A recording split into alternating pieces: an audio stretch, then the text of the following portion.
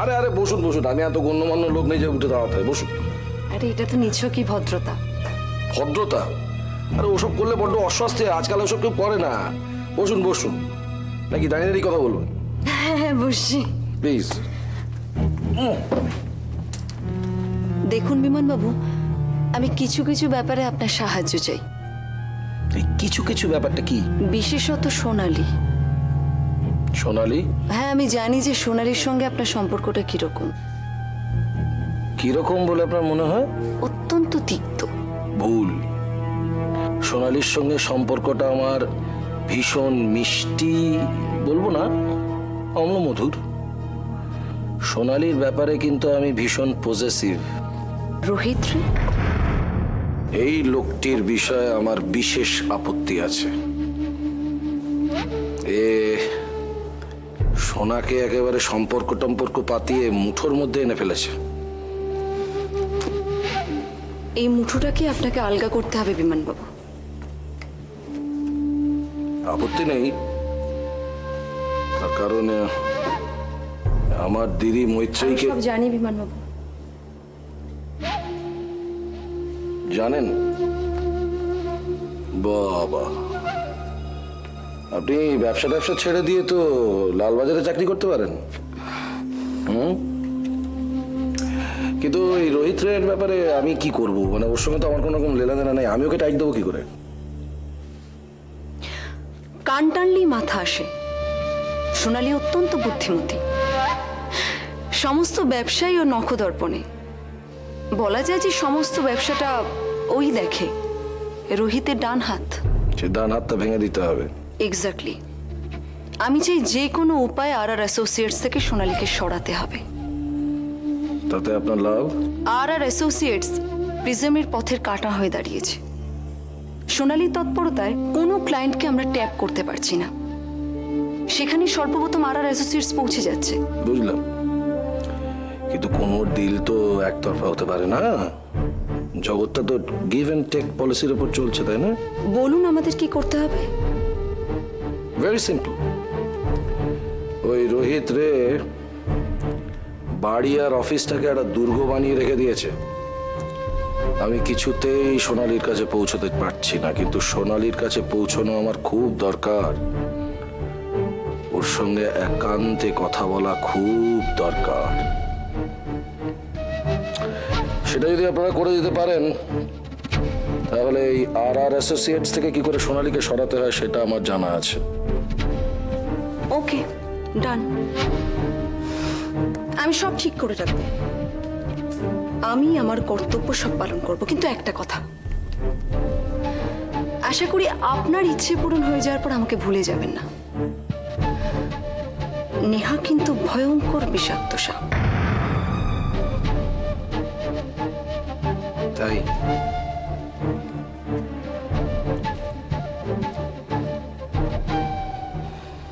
সাপের হাঁচি বেঁধে চেনে, জানেন তো?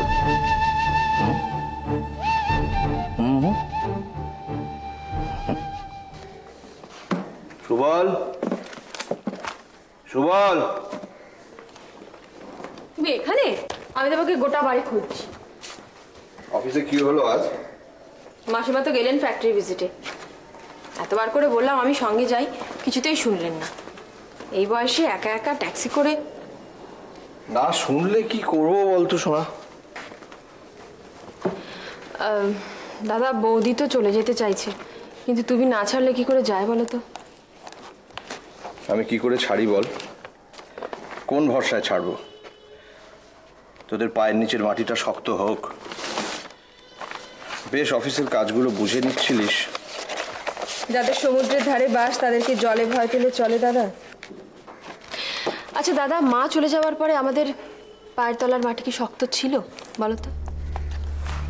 ছিল না, নরম মাটিতেই তো ছিলাম। আবার না হয় থাকবো।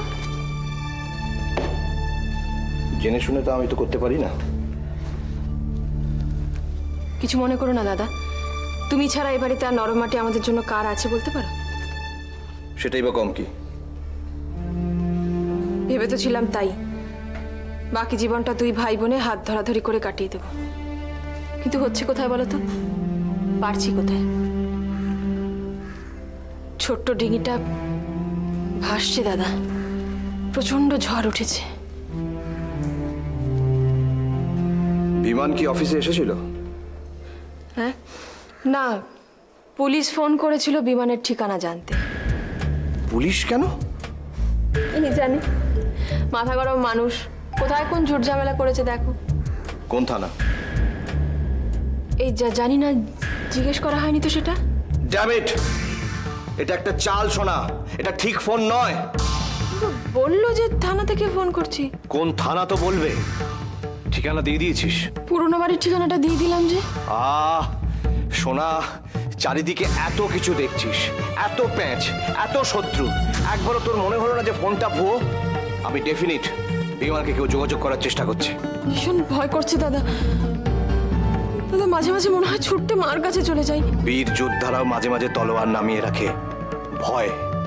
তুই ভয় পেয়েছিস সোনা? কোথাও কিচ্ছু ঠিক নেই দাদা, কোথাও না, না বাড়িতে, না অফিসে, না নিজের মনে। তারা খাওয়া কুকুরের মতন মনে হয় এদিক থেকে ওদিক পালিয়ে বেড়াচ্ছি। এটা কি একটা জীবন? বিমানের ঠিকানাটা দিতে গেলি কেন? কেউ একজন নতুন করে ষড়যন্ত্র শুরু করার কথা ভাবছে। না থাকবে বিমান, না থাকবো আমি, না থাকবে কোনো ষড়যন্ত্র। আমাদের যেতে দাও দাদা তুমি। বিমান তো সেখানেও যাবে, তবু এখানে তো আমি আছি, সেখানে তো কেউই থাকবে না। কতদিন এভাবে আগলে রাখবে? যতদিন বাঁচবো। কতদিন ভেবেছি মন থেকে বিমানের ছবিটাকে ছিঁড়ে ফেলে দেব, কিন্তু পারিনি। কেন পারিনি বলতে পারো দাদা?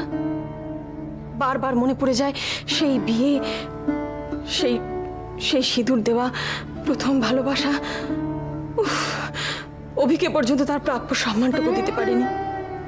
কি পারলাম বলো তো দাদা জীবনে? কারোর ছবি কি মন থেকে মুছে ফেলা যায় সোনা?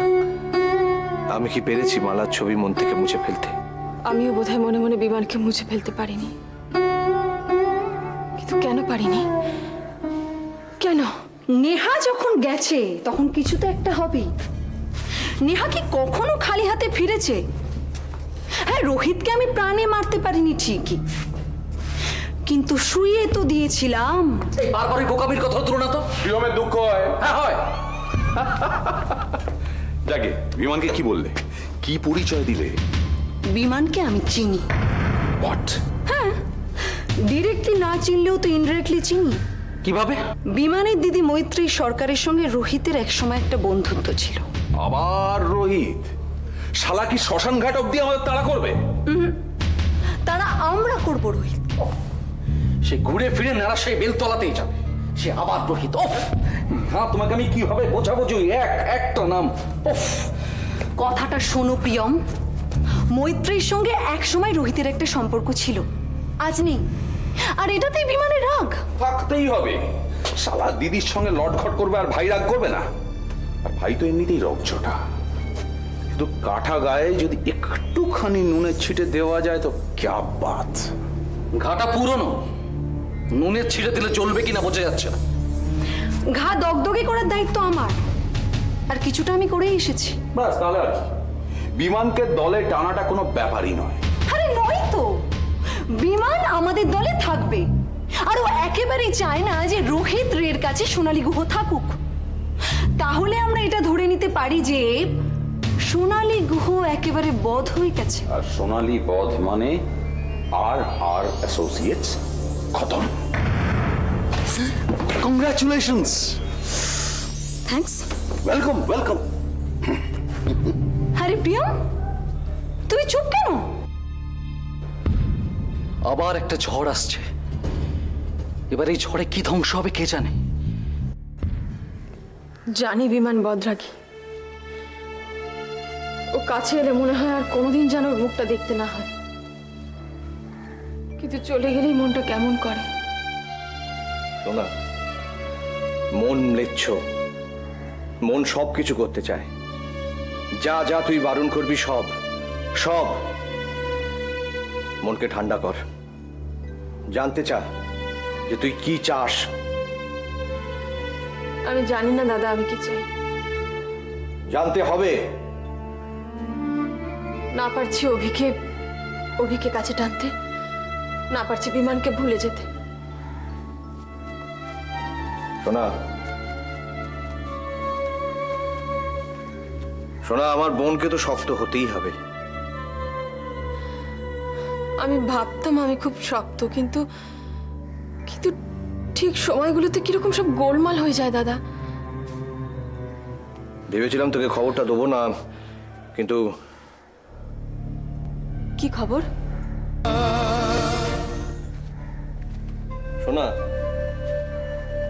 মনকে একটা দিকে আনতেই হবে। কি খবর দাদা? এতে তোর ভালোই হলো। দাদা, শোনা, বিধাতা পুরুষ ভাগ্যচক্রের লেখাটা যে এত আগে থেকে লিখে রেখেছেন সেটাই ভাবি। মানে? শোনা, হ্যাঁ বলো। দেখ, এটা হয়তো ভালোই হলো। দাদা, খবরটা কি সেটা তো বলবে।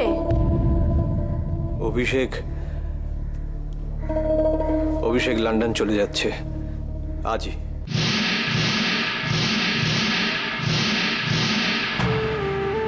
ও আরো পড়াশোনা করতে চায়। ডক্টর আদিত্য ব্যানার্জি সাহায্য করছে। অভি বিদেশ চলে যাচ্ছে? হ্যাঁ,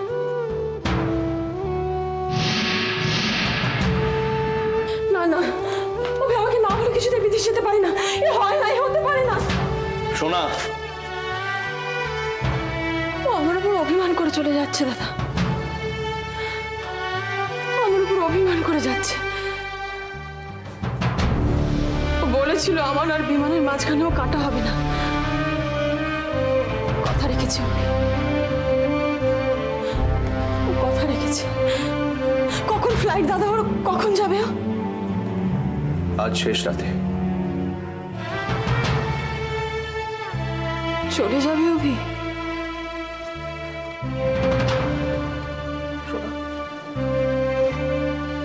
শোনা, এ তো ভালোই হলো রে। তোরও সিদ্ধান্ত নিতে সুবিধা হবে।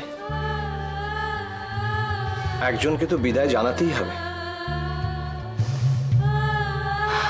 হয়তো বিদেশে সেটেল করবে, কোনোদিন আর দেখতেও পাবো না। সেটা তো হতেই পারে শোনা।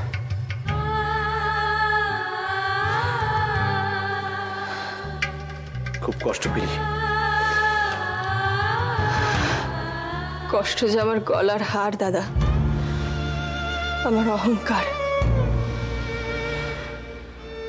একটু বাদে আকাশের বুক চিরে অভির প্লেন উড়ে যাবে বিদেশে। সাথে করে নিয়ে যাবে আমার আমার হাসি, কান্না, দুঃখ, আমার স্বপ্ন, সব সব কিছু। আর আমি এখানে বিমানের কঙ্কাল আঁকড়ে বসে থাকবো আর ভাববো একদিন আমি সব ফিরে পাবো। সব, স্বামী, সংসার। পাবি শোনা, সব ফিরে পাবি। মিথ্যে, মিথ্যে কথা। সারাদিন সবাইকে মিথ্যে সান্ত্বনা দিতে দিতে মিথ্যে বলাটা তোমার রক্তে ঢুকে গেছে দাদা। শোনা, কিচ্ছু ফিরে পাবো না দাদা, কিচ্ছু না। তুমি কি ফিরে পেয়েছো? পেয়েছো কিছু ফিরে? জীবন কিছু দিয়েছে তোমাকে? কিচ্ছু দেয়নি। জীবন শুধু নিতে জানে দাদা, দিতে জানে না। সবকিছু হারিয়ে যায় চোরাবালিতে।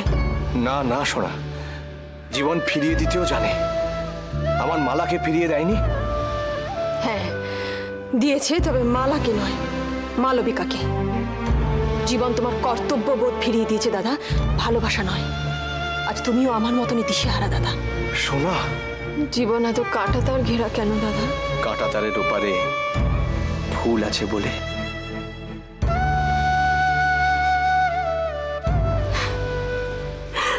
আমার ভীষণ কষ্ট হচ্ছে দাদা, ভীষণ কষ্ট। কেঁদে নে শোনা, কেঁদে নে, প্রাণ ভরে কেঁদে নে। তোর চোখের জলে বিসর্জন হোক তোর যত অতীত দুঃখ ভরা স্মৃতি।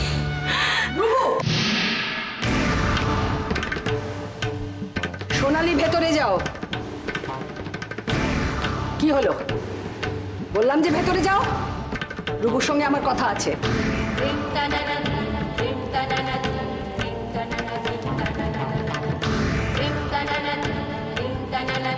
আর কিন্তু সহ্য করা যাচ্ছে না রূপু। কি সহ্য করতে পারছো না মা?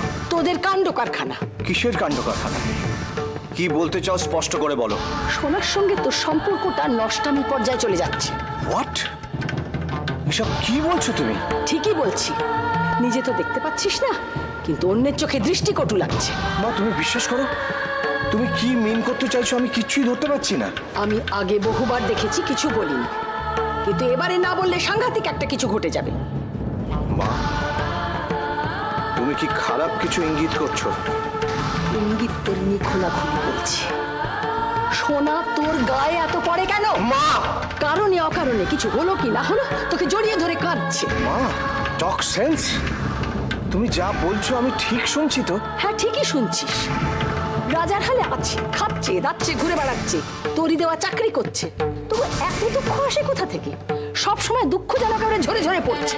তুমি তো কারোর মনের গভীরে কখনো ঢুকে দেখোনি, কি করে বুঝবে বলো? আমি বুঝতে চাইও না, যার দুঃখ সে নিজের কাছে রাখুক, তোর কাছে আসে কেন? আমি কি বুঝি না কিছু? বৌদি রাত দুপুরে নানা ছলছুতো তো সবার ঘরে ঢুকে পড়ছে, আর ননদ সে দুঃখের ভারে খালি তোরই গলা ধরে ঝুলে ঝুলে পড়ে। এসবের মানে কি? আমি কি বুঝি না ভাবছিস? একটার তো বর মরেছে, আরেকটার বর থেকেও নেই, সামনে এরকম একজন হ্যান্ডসাম পুরুষের। এমন হোক সে মিছে কল্পনা, জাগিও না আমায় জাগিও না। অপম শালা কে একটা সাত করে গান গাইব? কে? অরিন্দম, আমি Neha. Neha? I am sorry. আজ সূর্য কোন দিকে উঠলো? হ্যাঁ, হঠাৎ আমাকে ফোন। এই প্রিয়ম আশেপাশে নেই তো? দেখো আবার আমাকে ফোন করছো শুনলে কিরকম ভ্যাঁ করে কেঁদে ফেলতে পারে কিন্তু। প্লিজ অরিন্দম, ইয়ার্কি রাখো। আমি তোমায় দরকারি ফোন করেছি।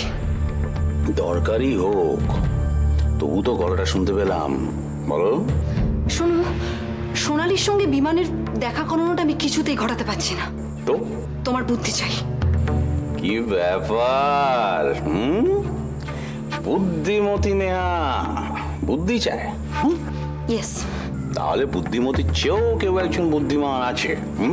ইয়ার্কি না করে একটা উপায় বের করো অরিন্দম। তাহলে কে বড় হলো নেহা, তুমি না আমি? অরিন্দম, সবটাতে বাড়াবাড়ি করা তোমার স্বভাব। ঠিক আছে, তোমাকে বলতে হবে না। এত রাতে ফোন করার জন্য আই এম ভেরি সরি। রাগ করছো কেন? আমি কি বলবো না বলেছি? আমায় একটা দিন ভাবতে সময় দাও, আমি অফিসে বলবো কাল। ওকে? এই নেহা চলে এসো না, একা আছি একদম, প্লিজ চলে এসো।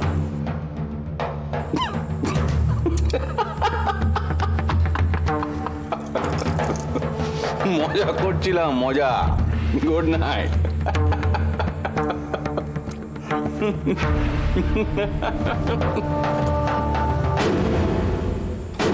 দেখি